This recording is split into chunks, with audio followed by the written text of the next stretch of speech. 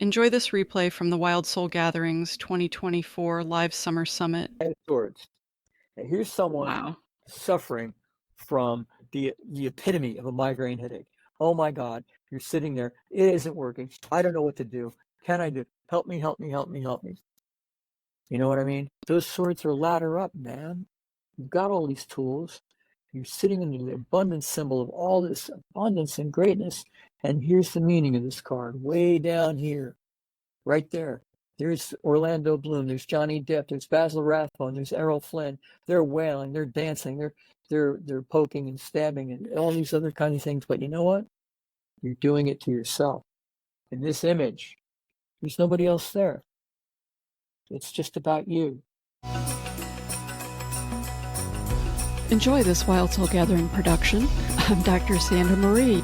Pour yourself a really tall glass of spiritual curiosity and join me for the Happy Hour for the Spiritually Curious podcast. In the spirit of happy hour, cheers to some new insights, peace, revitalization, and perhaps an aha moment that may change your life.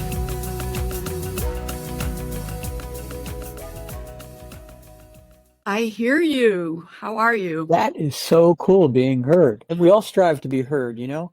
Everybody's got a message. You know, everybody wants to know that people are paying attention. And that's great. It's great to be back and see you again. I have to tell you, I'm going to have a private conversation because you know what?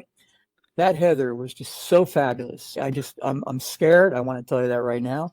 I don't, you don't want to go out and follow James Earl Jones. And it's exactly what I feel like right now. Because I'm sitting in the green room and I'm listening to her presentation and it's wow is all I can say. She was great. She was great. Absolutely. A lot of powerful energy, but honestly, you're your own special self. So right now we're gonna our next presentation, we are here live, is with Reverend Joe Geores.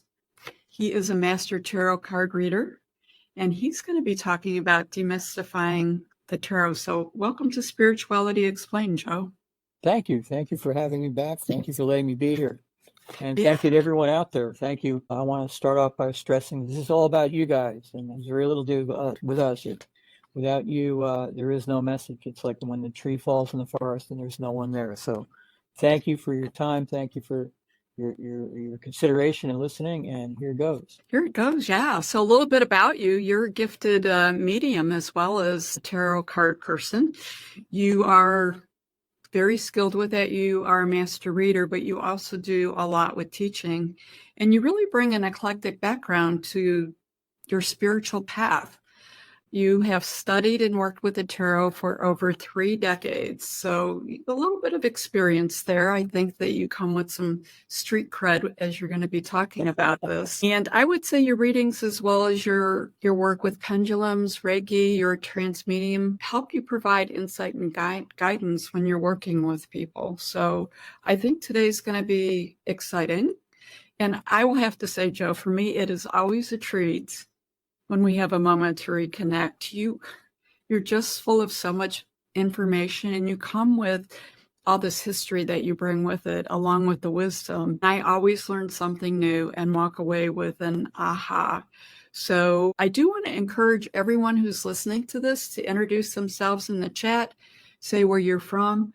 We're very open to any questions or comments. A lot of folks have a lot of questions about the tarot, and this is really a great opportunity to ask these questions because, as I just said, we have a fella here who's been doing this for over 3 decades. Thank you. Thank you. Yes, it's been a great journey, and I think it's awesome. It talks to something that's been going on within human society for,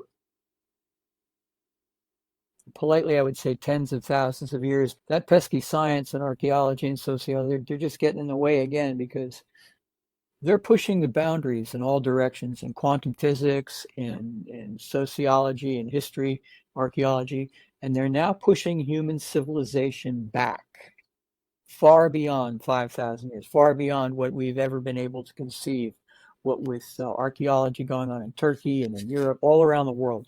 This is an amazing time to be alive. And throughout that time in history, man has striven, or strived rather, I don't even know if striven is a word, but strive to connect and We could answer make it a work. questions. Yeah, we could.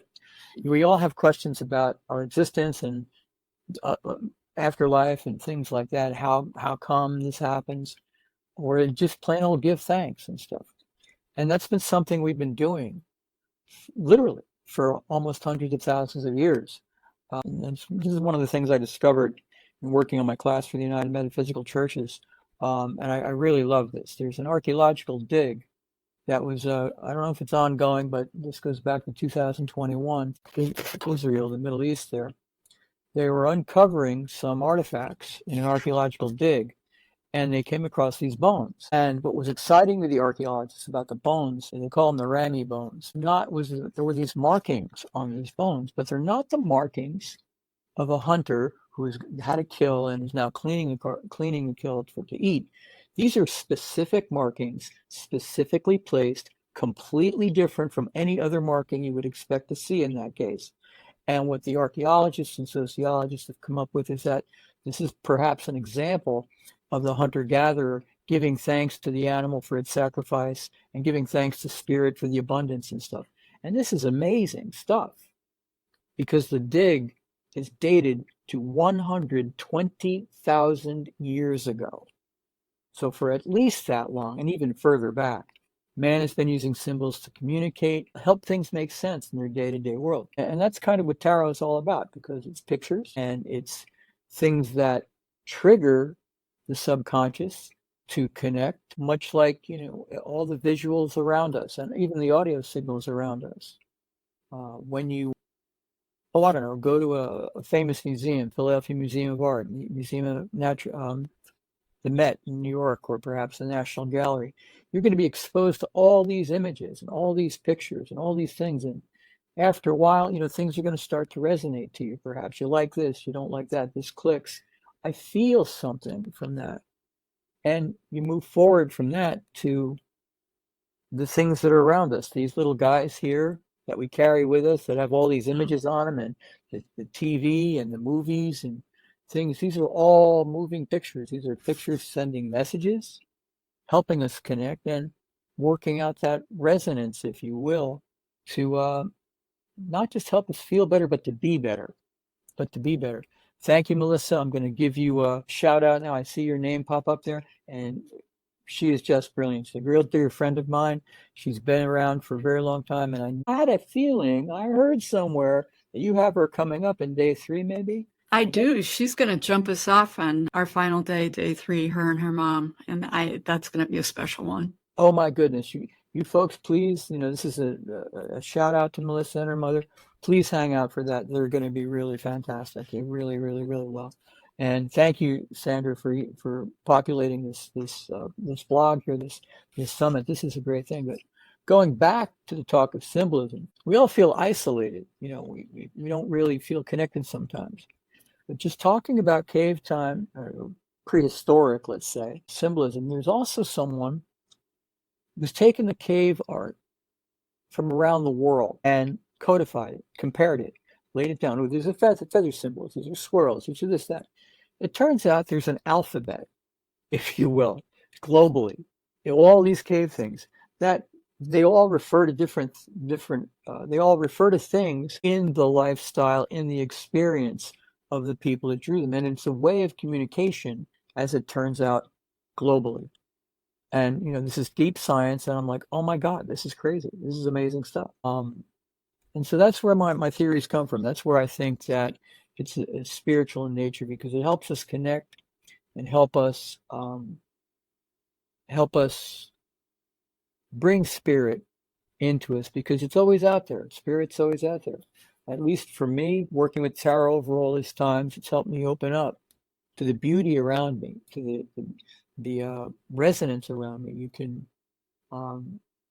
always find something to be happy about, always find something that's abundant, always find some connection to help you out. I remember walking my dog, walking down the street one morning, and all of a sudden I was completely stunned by the beauty of the sunlight coming across the lawn to my left, to my right. There's all these brilliant dots of light, and like there's a sea of pearls and diamonds, and I'm like, wow, that's great. Now, how many of us really take the time to notice that? Do you know what I mean? Yeah. And something like that can happen to you all the time. And that's one of the things work with tarot can help you do is open up, slow down, and see the stuff that's happening around you. It's actually a very, very good thing. It's not just Can you about, expand on that a little bit? oh, yeah. The more you work with something, it's like the old joke, how do you get to Carnegie Hall? Practice, practice, practice. The more you work with a given discipline, and there's so many out there, they're all correct to someone. But in terms of working with art and tarot to connect, the more you work with it, the more you get used to using symbolism you get. You know, we start out with things like the red traffic light or the stop sign or the men's or ladies' room signs, different kinds of symbolism there. And we get wrapped up in modern life and get so busy that we don't really think much about all the different flowers or all the birds or the various trees or the sky or anything like that. It turns out, going back to flowers, okay, because I started out with talking about the drops of dew on the grass, and all of a sudden, spirit clicked on me and hit me like, oh my goodness, I am really so abundant. Thank you so much. Turns out in Victorian times, flowers had meaning. So, you know, sometimes we think of the previous societies as being restrictive or constrictive or something like that, but there were ways to communicate. You could send flowers to people that would have a message because of what the meaning of the flower might be. And I'd love to be able to wax poetic and talk about it for an hour, but it's a huge subject. And you know, I can't remember Martin Scorsese's movie's name. Oh my goodness, this is terrible. There's a Martin Scorsese movie about Victorian times. In it, protagonist sends a female lead yellow roses. Now, why that's important is that, you know, you didn't write down that we would like to get together and have a relationship because society would just roll right over you like a steamroller. That's not the way you do it. But you could send that message because the yellow roses would say, gee, I'd love to get a relationship with you. I'd really like to, what have you. And, you know, that would be a way of communicating, again, using the symbolism of flowers. Or rosemary, for example. Rosemary is known for remembrance rather. So you might send in a bouquet some rosemary to say, you know, I do remember you fondly, or I haven't forgotten you, or please remember me, or something like that there. So that's just touching the iceberg of symbolism, for example, that, you know, I stumbled on in my research, but you know, how many people really know that? It's not quite a lost art, I don't think, but it's not overly well known in everybody's circle. I'm sure there are gardeners out there. I'm sure there are people who are into flowers and plants and things that get this, that understand the meaning of it and stuff. It's awesome, awesome and deep. I have relationships with birds. It sounds weird, but when I see cardinals, I know it's my mother coming to visit me. Okay. It's a symbol for my mother. Now, it's also a symbol for a dear friend of ours who's transitioned. One of her guides was a red bird. And so when I see cardinals, I know that someone's out there tapping on the window, so to speak, trying to say hello and get my attention or just remind me that they're there. Because as we know and believe, we're never truly alone. I mean, we're always surrounded by energy. We're surrounded by those people on the other side. We're surrounded by those who've come before us, and they're there to support us. So once you start to embrace symbolism and you wander through your day-to-day life, it's perhaps a way to make it easier because now you're reminded that, oh my goodness, you know, I've got some support here. I've got this, I've got that. And especially when we need it and least expect to get it, that sort of thing, you know? That makes so much sense. I feel like some of that has just gotten watered down and commercialized. I mean, we have different roses to symbolize different anniversaries, that kind of thing. And I think it's what you said is a lot of it is the paying attention or being able to open ourselves up to a lot of these synchronicities, right? Because some of them are synchronicities. Most recently, I was down in Florida actually just last week, and I was walking along a condo aisle with my brother, and we went by, and there was literally a penny on this lower windowsill, and I looked at it. And we walked by again, I picked it up and I handed it to him and I said, this is Dad. I said, Dad is whenever these random pennies show up. And he sort of like looked at me like, yeah, right. And I said, that penny wasn't there when we first walked down. The penny's there now, and it's in a very random place. And he's like, "Oh, you're right." He says, "Just trust me when I tell you it's Dad getting our attention." So it's just paying attention to those things. I totally agree that synchronicity. So, one of the things I was talking about is in the summit, two of the topics that have really floated to the top have been intuition and synchronicity. So, I'm paying attention to that because it's a message that maybe I need to be getting the word out about intuition or having more conversations about that with the different forms that I have with the podcast. And then the other is synchronicities. They happen all the time, but are we aware of them? Some of us are. Some of us, I know I fall into this category. Some of us are still continually working on making sure you're in connection like that, because we all slip up at times when, we just don't get it. We try to micromanage our lives, and spirit just smiles calmly and goes, okay, but really, and we, to the best of our ability, just know that we have a plan and know it's going to work, but and it's just not working. We just don't understand why, and we butt heads with it. But in the end, when we finally just go, oh, that's it, I'm putting it in the hands of spirit, it all comes together. It all just flows, it all just flows. So we've talked about the tarot as a spiritual tool, that it's, more than just asking a question. Can you just touch a little bit on reasons why people initially come a lot of times or are drawn to the tarot or a reading, and sort of how that might transform into something a little bigger? People tend to come because they need support, really. They need support in healing, is the way to think of this. They're troubled by events, by thoughts about things, upcoming maybe, or things that have passed, and they just need some guidance, really. And from there, it can move forward into, I think all my readings move forward into the spiritual realm. I used to have a pattern that I used when I started my readings, just to get us in the mood and get us to connected. And I talk about it not being casino exercise. It's just to shuffle the cards. It's not about dexterity or things like that. But occasionally I've been known to say that, we're going to try to get to the questions you've got here, and we can all, how do they used to phrase it about, unfortunately, they're not going to give me the lottery numbers, and, everybody's looking for tall, dark, and handsome, and you're unfortunately going to have to pay taxes for the rest of the time.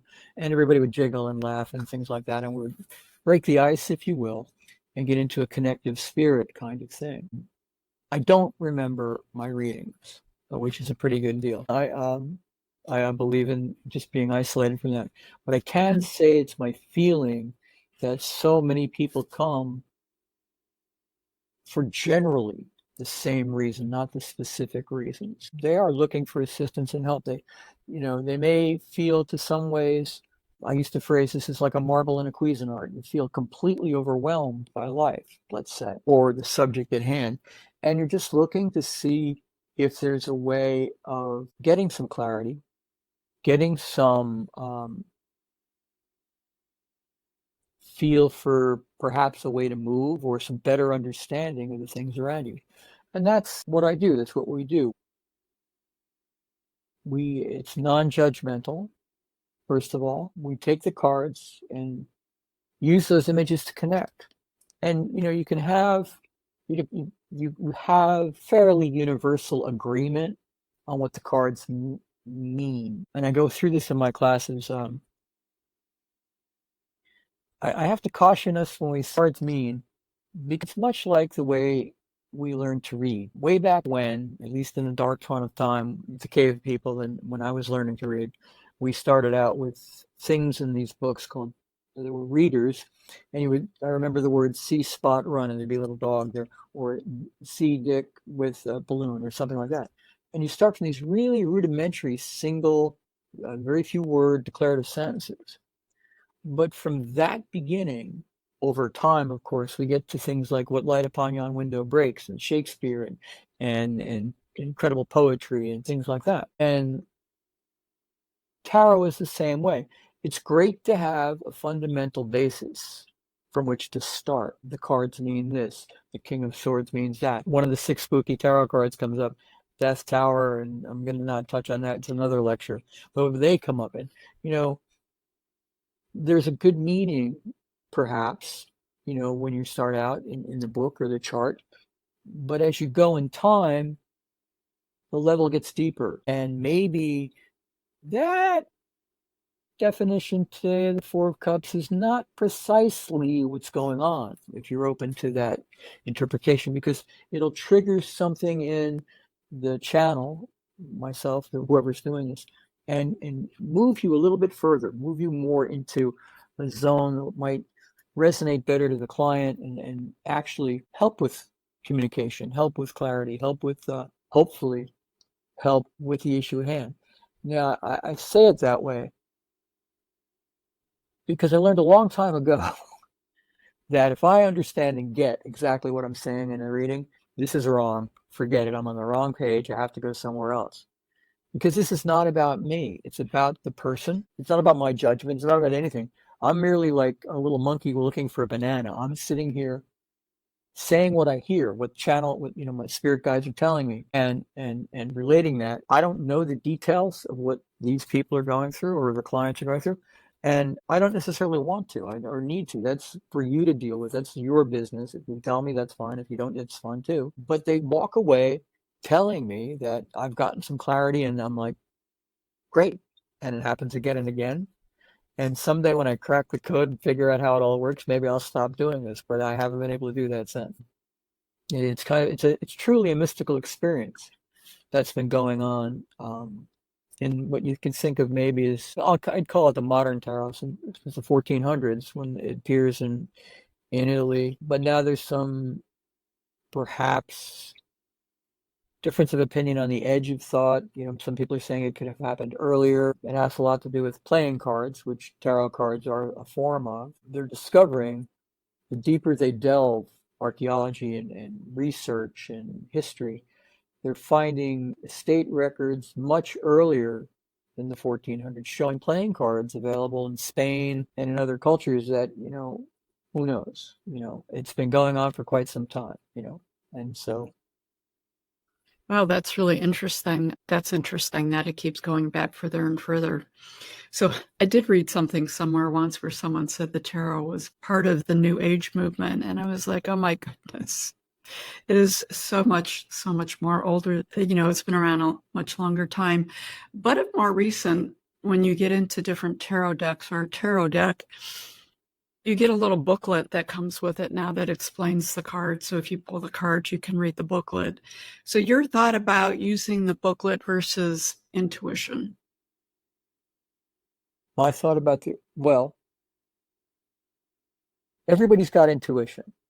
It's something, I used to have this discussion about, it's an environment or it's genetics.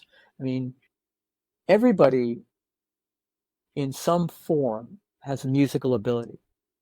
Okay, you can hum, you can whistle, you can kind of sort of maybe carry a tune like I can. I won't own that because I can't. But you can just go Tito. Man, that's music. It's very humble, but it's music nonetheless. There are a few people out there that are more like Beethoven, and they maybe have more intuitive connection, but the possibility is there in all of us. When you start a spiritual journey, I'll reflect on this by talking about my parents. My parents were these crazy, wonderful people that were kind of out of time and space when I was growing up, because they had these differing opinions, and one of which was that we really should be able and could do anything we wanted to do, just go out and try and be good at it, And I come from a Roman Catholic upbringing. I had to go to Catholic school and things like that because that's what they sent me. But there was a reason for it, and they were kind enough to sit us down and explain to us, listen, this is what we're going to do. You're going to get this, and you can continue to believe in it or use it as a baseline to go explore and find out what makes you you.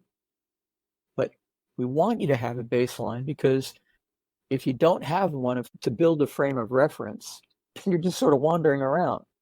So please do this, and the rest is history. I work in a spiritualist church now. I still believe in everything I've found out. I've found out so much about religion that I don't know really what category I fit in. But without that baseline, I might not be able to do this. So the book lit that comes with the card deck, I think is important because Okay. you are getting a baseline for that particular universe created by that deck. I happen to like the Rider Waite Coleman Smith deck. That's the deck I've been using in my professional work from the beginning. It really clues me in. But there's a deck that's out there that I like that is at least 180 degrees in a different direction, called the Voyager Tarot by James Wanless. Beautiful imagery, unbelievable, great guy. It's good to see his philosophy, if you will, and his baseline, if you will, when you use the deck, because now you're opening yourself up to intuition. You're building the zone where intuition can start to work within you. You know, it helps to have that baseline to really bring it out. You know, you can, you know, you're going to start and say, okay, well, this card means that. Okay, so these three cards would come out to this sentence. That's a great way to start. See, spot, run. But the more you work with a given deck, the more you work with a given tool of any kind, the better you're going to get at interpreting it, the better you're going to get with resonating to it, much like any tool. Do you know what I mean? Yeah, that makes sense. So we had Sony Singh talk yesterday about demystifying oracle cards, which there's some similarities to the tarot deck. And when we talked about the oracle cards, is there like a living energy that goes with it? Or, you know, a lot of people don't like you to touch their cards or they clear their cards. So is there a living energy actually with the deck, or is it energy that's being transferred? Yeah, my deck has energy. I feel all decks have energy. If you were to walk out on stage and pick up the Edge's guitar, you'd probably get your fingers broken because that's his axe, that's his tool, that's what he plays. You don't mess with Keith Richards. Keith Richards, you know what I mean? Yeah. Um, so all artists, all people have their own instrument, if you will, and by using it, you've you've begun a bond. You've begun to create a universe, if you want, with those instruments that help you now resonate. And this is interesting because, you know, I'm gonna continue with this. I'm digging myself a hole here, boy, but I'm gonna continue with this because, you know, you walk out there and you see them and they hit those chords and, you know, it's jumping jack flash. You're not really expecting to say that, wow, Keith Richards is having a spiritual experience. And I would beg to differ because he's been doing this a really long time. It's his practice, it's his life. It's one of the reasons he gets up in the morning. And those instruments that help him, audio, nature in the field, get that message out there, get their message out there, have a life of their own, if you will. That's why it's so important to them, you know, and it's so important to respect them. If for no other reason that it's polite, you know, you don't go, you know, Yeah. manhandling people's stuff without permission, you know. And I think some of that is it too. But yeah, I mean, my tarot deck is much like anybody's kitchen knife, any carpenter's hammer or plane or anything like that, because you build a relationship with the things that help you connect and do work your art, you know. And I think they should be respected, everybody's stuff. And I know you're connected to it. So we do know that I think we agree that the tarot deck is a spiritual tool. Do you think that it's a tool that could be used to help someone move along on a spiritual journey, pull them either into that journey in a more conscious way or help them understand the path a little more? Oh, it's helped me. Yes, I'm an audience of, and in the audience of one that I am, 100% of the people have had that happen. Yeah, absolutely. I think it can pull you in. It can help. It's, you know, I'm going to get in a lot of trouble when this is played back. I'm telling you right now. Here goes. When you look at the religions in the world, reason for being is to connect you spiritually, the organized religion. And I'm not limiting that to a number. Right? In my definition, that's actually a very broad realm of faith and belief. In like Islam, they do not have graven images. But in their discipline, they have these incredible geometrics that are like mandalas that you would also find in the Indian religion, the Hindi and religions from the Asian element, So there is a way of connecting that way. And then when you come to the Western religions, like in Catholicism and some of the cathedrals and things, there's this incredible statuary, incredible stained art, and again, mosaics and things. And all of these things exist to either remind you of a story or to connect you better, to help you on your spiritual way. And from that, we get to art. Art does the same sort of thing. Art can be very controversial and make people angry and stuff, but it's also there to resonate and help make you think and help make you connect. And that's one of its functions, and that's what it does. I would take this out as far as that's the word, indigenous peoples around the world, their belief systems.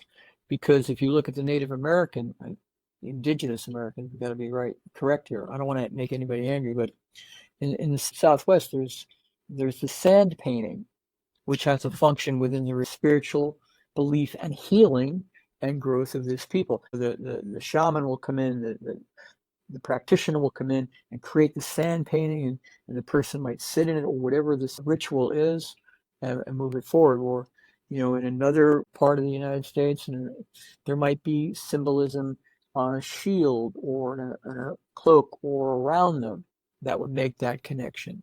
So again, it comes back to a universal thing of this as an art form, which is a very important spooky card, which happened to be on the bottom of the deck, and I wish I could have staged that. But, that has a way of drawing us in and getting us connected and moving to a higher self, a higher being, a higher place. Help us get through things, help us have some meaning and stuff like that. No, and of course that wasn't random that you pulled that up. But when you talk about that, because that's my other question, because people in a lot of my conversations absolutely have a load of curiosity about the tarot, about the oracle, about a lot of the different cards, but there's a hesitancy, and there seems to be a fear with that, and sometimes it's hard for them to language it. But they're like, yeah, I want to do it, but I'm afraid. Where do you think that's driven from, and do you think that's always been around? I think it's been around since sometime after the powers that be. I'm trying to be really politically correct here. I don't want anybody knocking on my door. But if you look at history, I won't tell it where you live. Constraints. Thank you. There are constraints against practices in the doctrine and dogma. And around the 1400s, when tarot becomes popular as a game, but also as a fortune-telling tool in Italy, there were constraints in papal bulls and proclamations and things that you couldn't go to a fortune teller, you couldn't go to an astrologer, but they were never mentioned. And it turns out that until later on in history, all of a sudden, it became a problem for you to use these pasteboard things. Might have had something to do with the revolt against taxes on pasteboard. I don't really know. Maybe. But nonetheless, the people that were running the show basically dictated, no, this is not good. Over time, it's been repeated and been repeated and been repeated and been repeated. So when you grow up, you learn that these symbols are good, but don't be going over there. That they're not. We don't do those. And for you, that may be valid, but as you grow and you open up and you start to crack the mold, so to speak, maybe you find out that this particular genre resonates and works to you. I mean, this is not to say that oracle cards are not important. I mean, they're very important because they work for other people. They work for them. Maybe tarot doesn't work for them. Maybe tarot and oracle cards doesn't work for the third person on the Zoom meeting on that frequency bandwidth, because for them, it's rune stones. You know what I mean?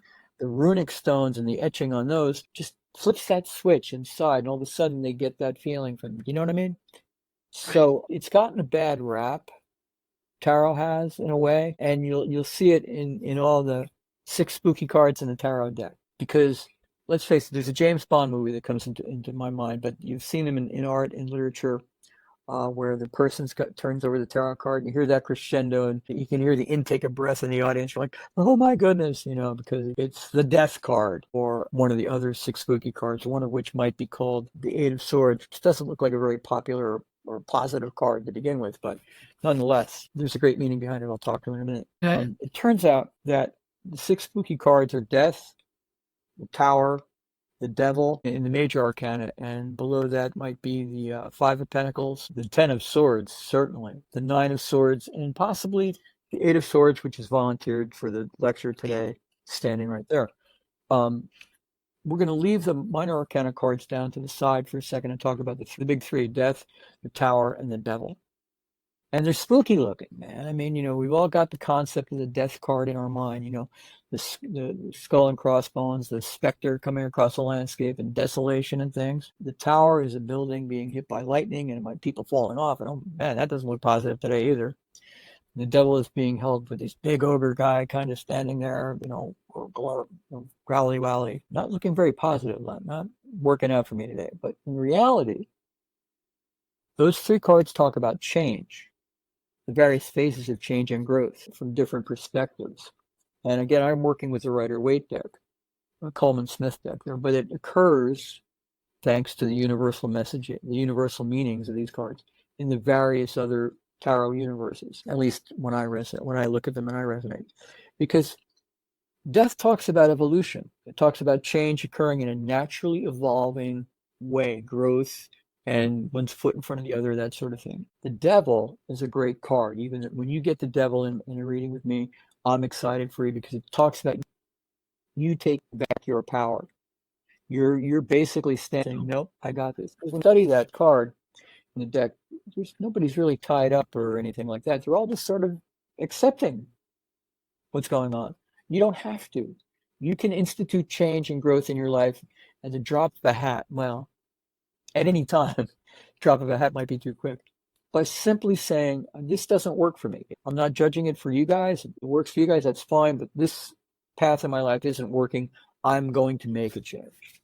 So that's the two ways that the tower, with the bolt of lightning hitting the building and people falling down on the rocks below, oh my goodness, is another great card because, we were talking about listening before and micromanaging your life and saying, I've got this, I'm spirit, I know.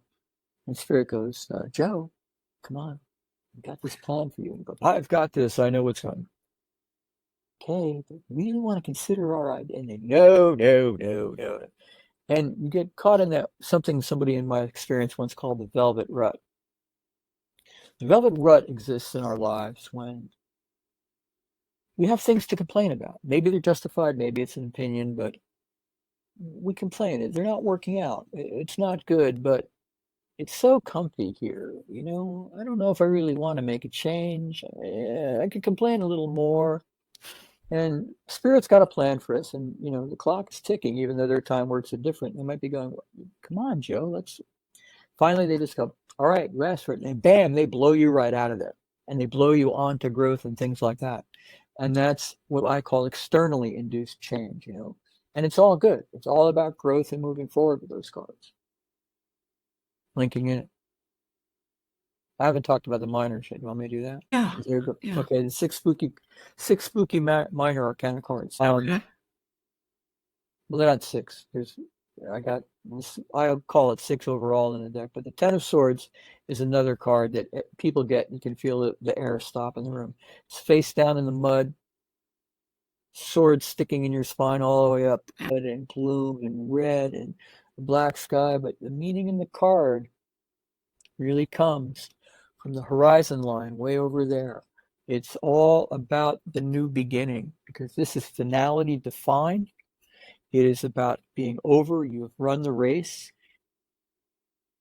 There it is. You've run the race. And you've won. You've got it. It's all about not being face down in the mud, not being gloom and doom from the cloud, but the sunrise at the other side of that.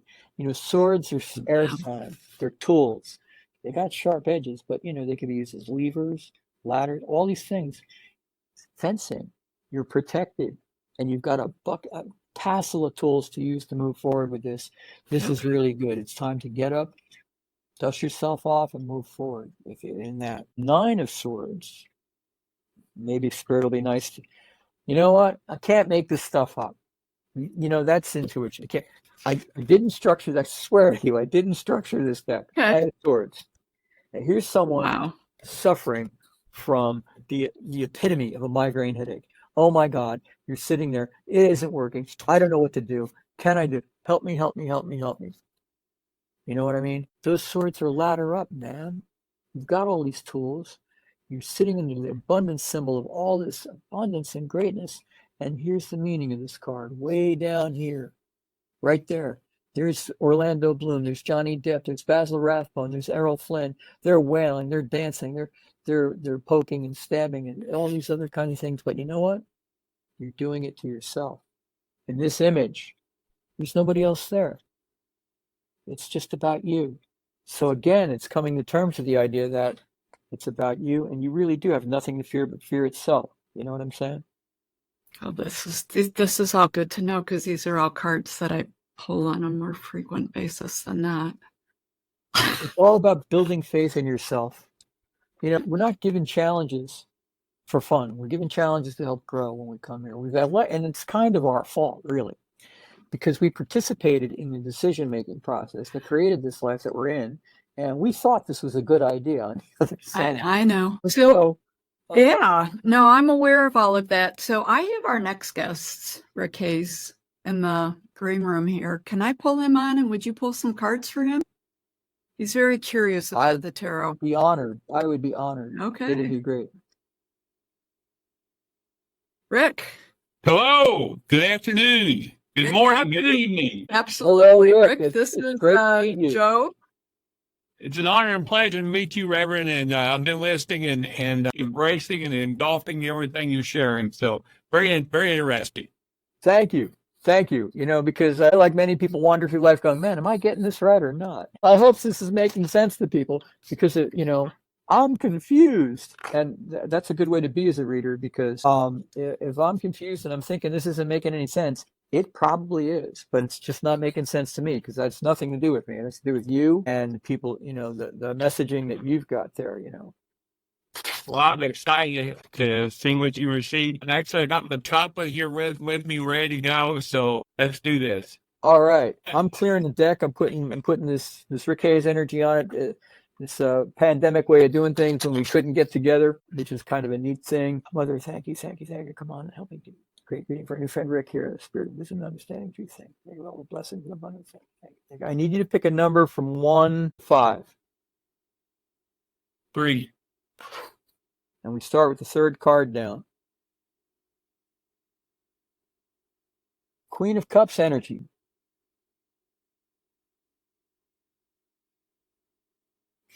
Really intuitive, really, as a human being, you're not moved to use blunt trauma first as the way to get anything done.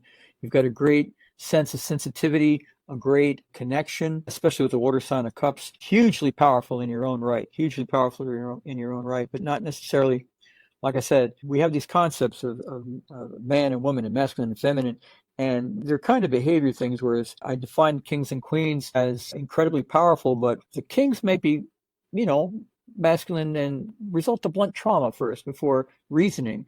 And the female energy doesn't do that well. They are completely capable of blunt trauma in the time when it's needed to. It's a good balance there, I think.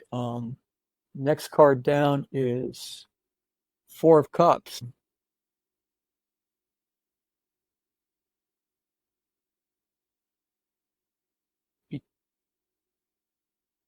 What? Got it. I got it. I'm working with the word focused on. Hyper focus is a good thing, but be careful of that. There's something going on that requires your attention, but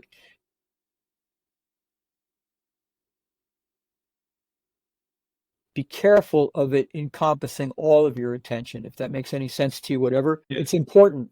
By all means, focus. I'm not saying don't focus on it, but be aware be aware that there's another piece to this that you're not expecting that's going to be coming out to you. Spirit's got your back, my friend. Spirit's got your back. And that's interesting. You twisted around that for me because I wasn't looking at it that way.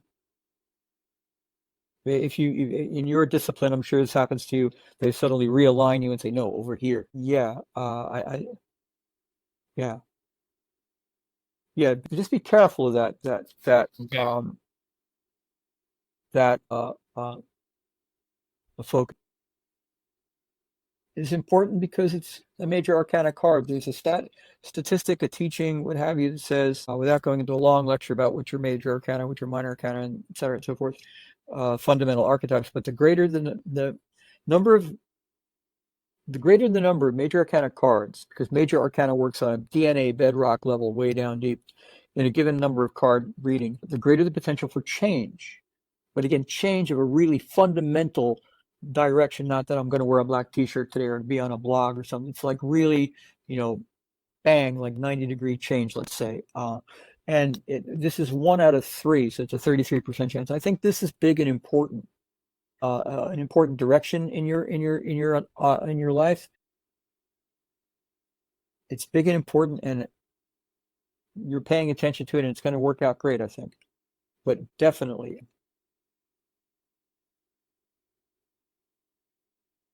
Not father figure, but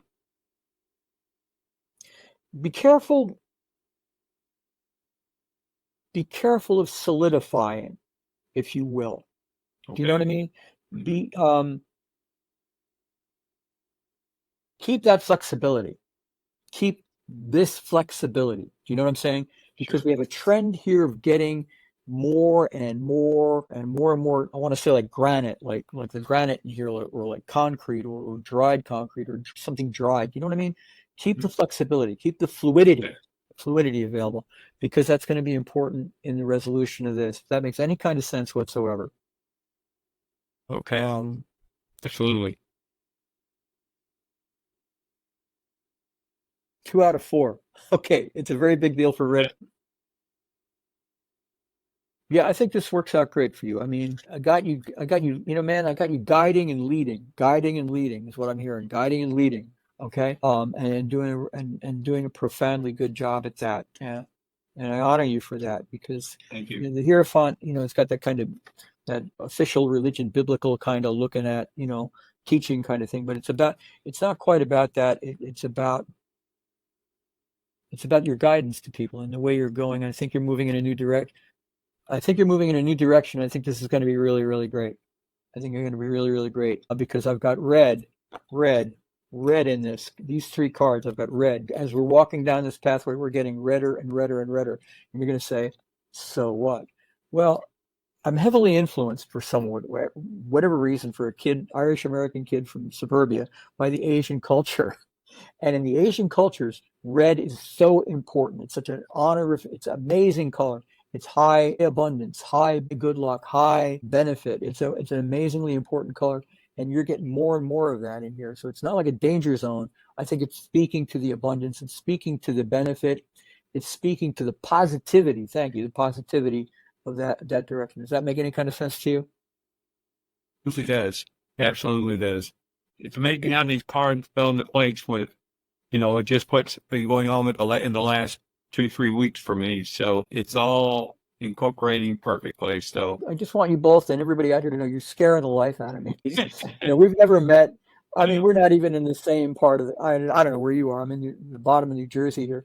And, this is where, but that, you see, this is why is it mystical?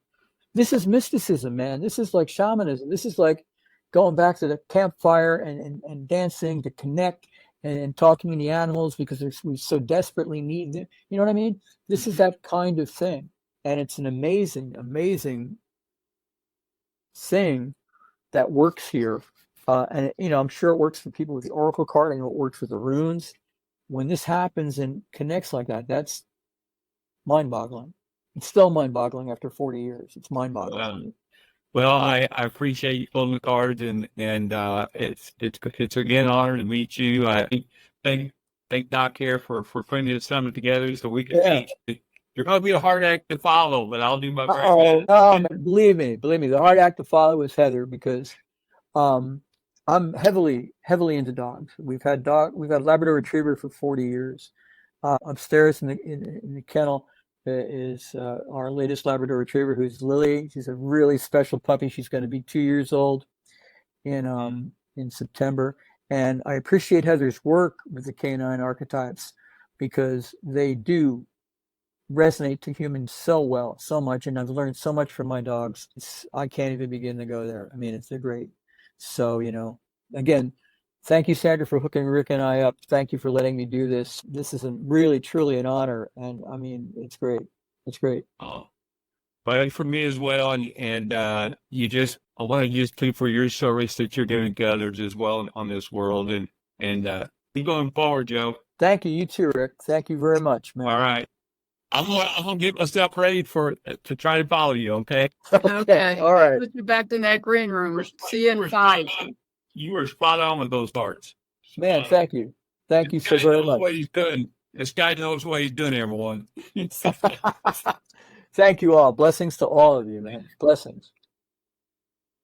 So just real quick as we're going to finish up here, Joe, that was super powerful. And I think actually I appreciate you doing that. Watching it in action, it's a whole different energy and explanation to it, right? Oh, So what do you got going now and what's coming down the road for you? well, I'm told by the people around me that we're going to be doing more things like this. Currently, we might be hosting some things like that. We might be knocking on Dr. Sandra's door to see if she wants to I'm here. tap in and tune in with us. Working with the United Metaphysical Church, of course, and seminary programs. And I've been featured on, they have a little program every month called Thoughtful Thursday, which is an exploration of various forms of spirituality and thought. Happens once a month. I understand from the powers that be that I'm slated to do the December one. But I'm Okay. going to be featured, instead of doing tarot, I'm going to be featured doing trance channeling, which is an interesting development. I'm working more with that. We're attempting to put together perhaps a monthly meeting, either Zoom meeting type of thing, which would be speakers perhaps or messaging and perhaps different things every month. We're still exploring that sort of stuff. And if people, you see that little thing down there, Reverend Joe G at Comcast.net, if you want to contact me for readings or for classes or to see if I have one, if I can put one together for you, please do not hesitate to reach out because I'm more than ready and willing to talk to you. Okay, that sounds really exciting. Now make sure that I get that information out. I love that you're going through some changes and some different things are happening. It's really sort of interesting because I was really pulled to get the summit done on a bit of a short notice. And spirit, spirit, it's like talking to me again about September and January. January's not bad, right? You got a few months to take a deep breath, but September seems right around the corner. So I might be reaching out to you on your trance mediumship with that. And obviously there's a reason that it seems like there's more than one of us being nudged along this path. So the message clearly is a lot bigger than both of us for sure. Oh, totally. And I honor you for doing this because the world needs it, needs more of it. I mean, we're faced with times that look questionable, put it that way, and it's scary to people. But I reassure you that, and I'm not the greatest student of any kind of history, but if you look at human history over time, I mean, we've been here before and we've managed to struggle our way through it. Oftentimes, a dear friend of mine, hopefully he coined it, I'm going to credit with him. But when we look in life and, we think it's not working out, we think like, the clue to be intuitive is that, you think you're being punished. You think you're being denied. And sometimes you're not being punished, but you're being protected. You know what I mean? And that's usually what it is. You're not being punished. You're being protected. So when you're running into that brick wall or the bump and it's not, the bump is not beating to the tune that makes you want to dance. You're like, what's going on? You're being protected maybe, so it's always a good idea to perhaps just say, thank you, Mother. I get it. I'm putting it in your hands and backing up. And usually you may find that it was a really good reason to back up. Well, that's really important words to leave everyone with. So I'm going to marinate in that message a little bit. And until next time, Joe, thank you so much. Thank you so much for letting me do this. Thank you for including me, and hopefully you'll continue to do that. I honor and bless all of you out there. Thank you for supporting Dr. Sandra and her great work here, the rest of the presenters, and look forward to that guy, Dr. Rick, coming up. I'm telling you right now, I can tell his energy is just off the charts, and it's going to be it's just going to be another step in a great day. Thank you all, and blessings. Okay, till next time. Bye-bye. Thank you for joining us for this episode of Wild Soul Gatherings Happy Hour for the Spiritually Curious. To learn more about our guests, please go to our website, wildsoulsgathering.com. We're very eager to hear from our listeners what you thought of the episode, topics you might like us to cover in the future, your thoughts on spirituality, questions you may have. Please feel free to send us an email at wildsoulsgathering@gmail.com. This is your host, Dr. Sandra Marie, sending each of you peace and love. Until we meet again, embrace your wild soul.